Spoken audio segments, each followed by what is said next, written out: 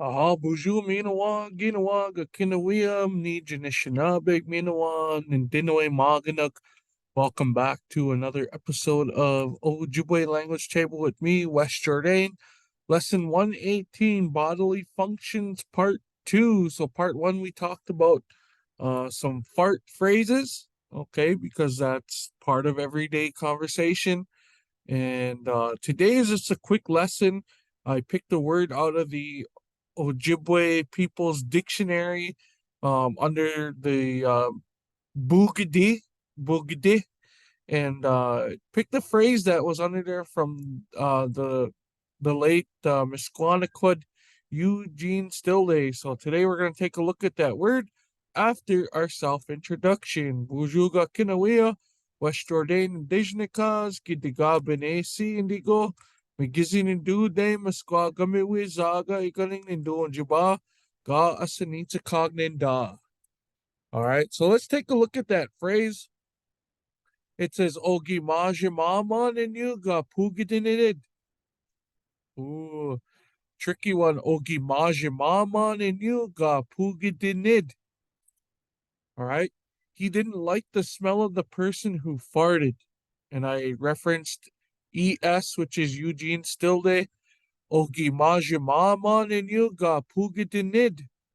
He didn't like the smell of the person who farted. So let's break that down for you today, and then we'll um, end our quick language table session for today. O and on, the pattern O, as you see at the beginning, and on at the end of Majimam. All right, so that's third person singular. That's she or he. To the fourth person could be singular, could be plural. So I'm talking about the fourth person, him or her to the fourth person. All right. He didn't like the smell of the person who farted. And so we don't know who that fourth person is. Maybe we do, but it's also unspecified. So we're just in context saying he or she over there didn't like the person who farted, the fourth person. All right. Kind of confusing, but once we start using more examples of fourth person, we'll kind of get what that means. But for now, that's the basic description that I can give. Gi, okay, past tense. Your tense marker comes in this spot right here. O gi, she or he, past tense. And it already happened, so didn't. Majimam, find the smell of him or her bad. All right. She or he finds the smell of him or her bad.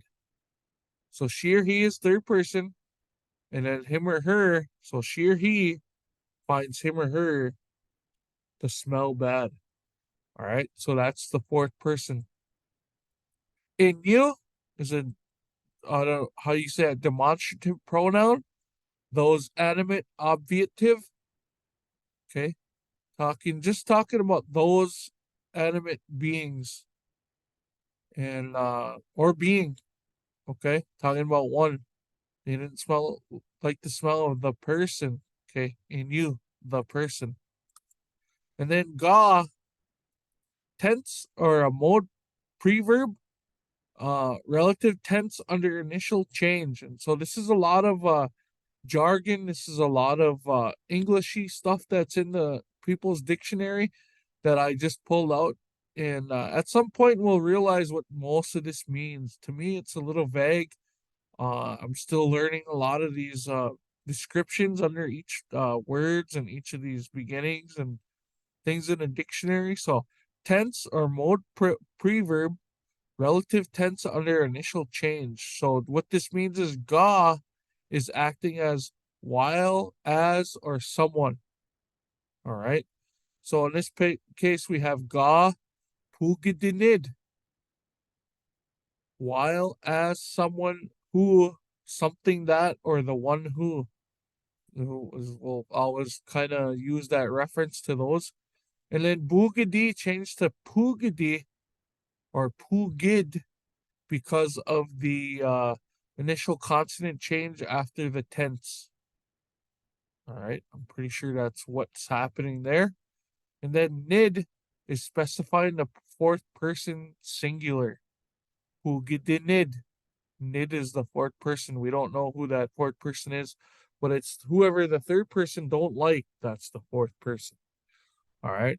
Real confusing, but the more examples we see and the more examples that we hear, we'll be able to decipher first person, second person, third person, fourth person, all in singular form or plural form, and also specify at some point when we get a little more into it and advanced.